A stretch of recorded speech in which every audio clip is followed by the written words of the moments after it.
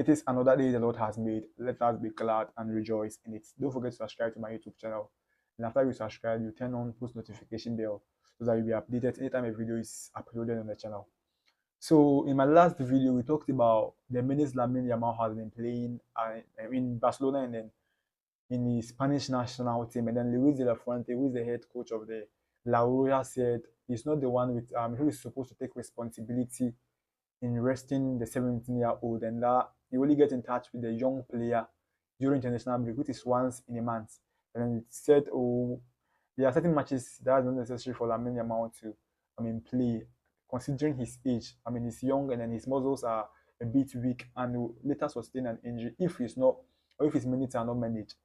So the breaking news this afternoon is after Barcelona carried a test in the last match he played against Denmark. Lamine Yamal has sustained a hamstring injury, and his recovery will determine his availability. You see, we talk of Lamine Yamal. We've seen what happened to Ansu Fati.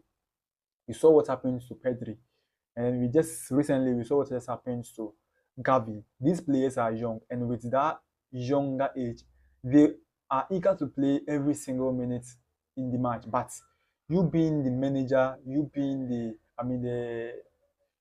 being someone who has seen it all in football, at least you should be the one responsible for managing his game. Lamine Yamal would like to play every single minute. And in the last match Barcelona played against Deportivo Alaves, this guy was annoyed, he was frustrated after substituted, and then Ansu Fati came in. You see, these are certain things you need to talk to the boy about, and then you know how to manage his minutes. Now, Lamine Yamal is injured. We don't know when he's going to return. Yes, according to reporting, according to my checks from the insiders of FC Barcelona, they are claiming the injury is not that serious and it's just an overload. Let's hope it's not serious, because this one person who has been a fundamental and phenomenal player for FC Barcelona this season, his presence in the FC Barcelona squad threats the cause up front, and his absence, especially Barcelona will playing after this international break, they will playing against Bayern Munich in the UEFA Champions League, and then the El Clasico against Real Madrid after the Bayern Munich on the 29th of October. You will clearly see how these matches are very important and are very tough for FC Barcelona.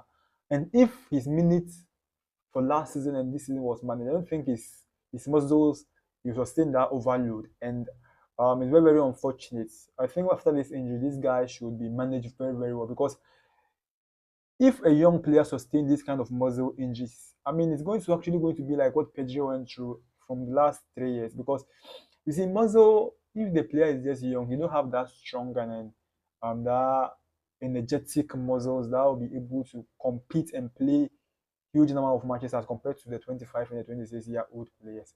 So we hope he return faster, speedy recovery to the young boy. Now in the same FC Barcelona, there are some returns, and which is good news for FC Barcelona, because Fermin Lopez, after playing for Spain under 21 in the Olympic Games, didn't get a lot of minutes to play for Barcelona, because after his return, he played against Rayo Vallecano and then sustained an injury, which was unfortunate for him. But according to reports, this guy has recovered and is joined. I told you the other day that Fermin Lopez has returned and is training with the group. And according to FC Barcelona, he has gained a medical clearance and will be available to play against Sevilla. That's good news from the certain young boy who had a very good season last season and continued that good season with Spain in the Euros and then in the Olympic Games, the Spanish under 21 team. And then Dani OLMO too will be returning against Sevilla. He's also expected to get the medical clearance as soon as possible, and he's likely to get some minutes against Sevilla. These recoveries or these returns will actually help FC Barcelona. Now, what I would want us to talk about a lot is Gavi's return. Gavi started last season at a very good note and then sustained that ACL injury under Gavi. And we all saw his impact and his influence he had on the FC Barcelona last season, especially at the beginning of the season. I'm personally one of the people who was not a fan of Gavi last 2 seasons, because he was very aggressive and wasn't that exceptional on the ball. But last season, during the beginning of the season, against Mallorca, against Celta Vigo, and even in the El Clasico, you could clearly see this guy improved some aspect of his game, especially the ball playing and on the ball skills and other things. You could see this guy improved those kind of things, and which actually helped him before he sustained that injury. And after his injury, we all saw what Barcelona went through. We lost a certain key personality in the midfield because this guy literally runs everywhere on the pitch and tackle and go in for every 50-50 ball on the pitch, especially in the midfield. So his absence last season actually couldn't help FC Barcelona. And his return, I mean, he's fought a good fight, and I mean, we wish him all the best. His return is actually, I hope he actually bounced back to where he left last season, and then it's actually going to help Gavi this season because he'll be an interior. You might see Barcelona competing for trophies this season, and these kind of players, especially players who love the club, players who are energetic and aggressive. I mean, he will not bounce back 100% as how he was last season, but Gavi is always Gavi.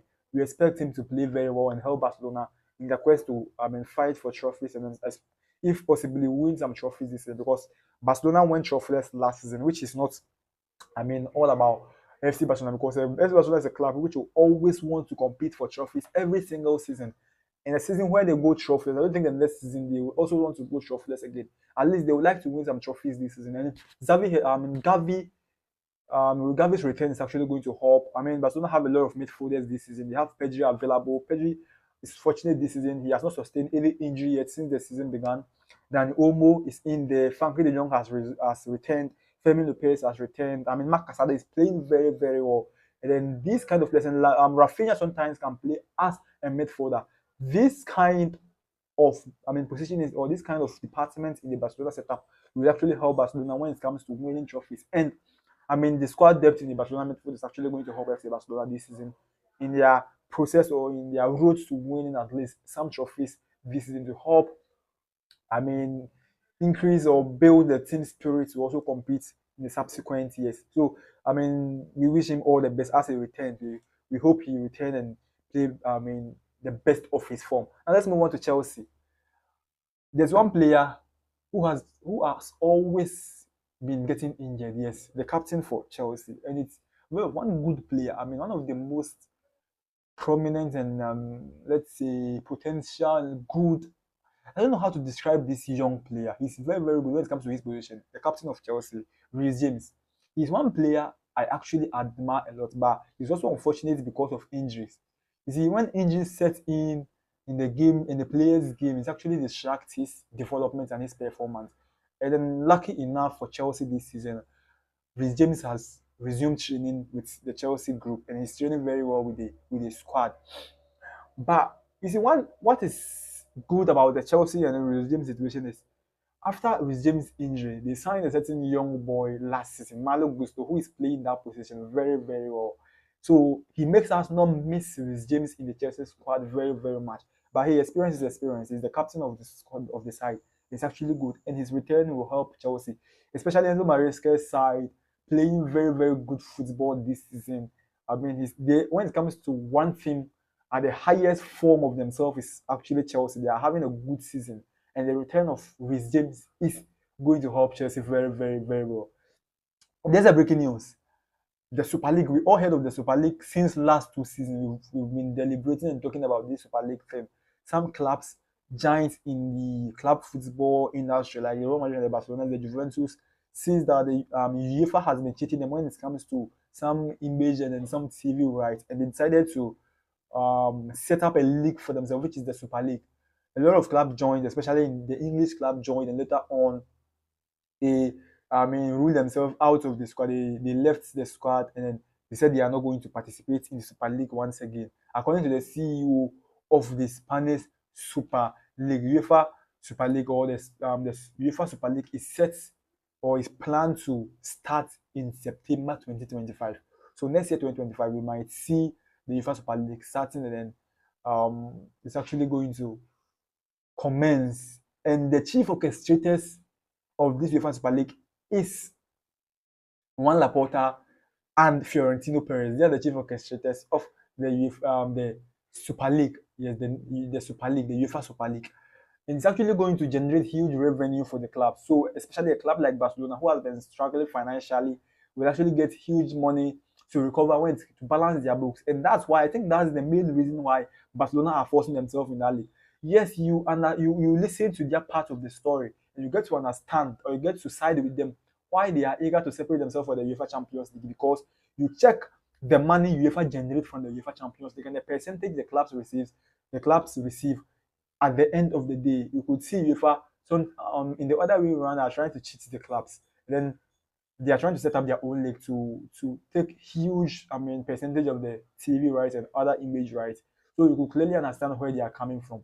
But we've been talking about the huge number of matches the players have been playing, which is increasing the number of injuries the players are facing every single season. And you are always and recently one injury which has become popular in the club football in football right now is the ACL injury because of the huge number or the highest number of or the high number of matches the players play.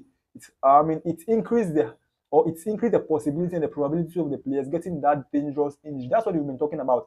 Now, these people who has been campaigning about the higher or the huge number of matches the players have been playing are now those people orchestrating bringing in another league, which is the UEFA Super League, which they'll even play more matches than playing the UEFA Champions League. That shows how the football people think about their interest instead of the players. The players are crying, and then instead of them, their interest to be put into consideration. These people are thinking about how to fill their pockets and how to get money. It's very, very unfortunate, and I think it's actually not going to help. I think UEFA and then these clubs should sit down. They negotiate very well. They know how to share the TV rights and other things, and limit the number of games the players play to avoid these dangerous injuries. This Albertson's pause on YouTube. Don't forget to subscribe to the channel and also turn on post notification bell after subscribing. You share the video for other people to also join and also benefit from the video you've been watching. My name is Albert Lopez. See you next time.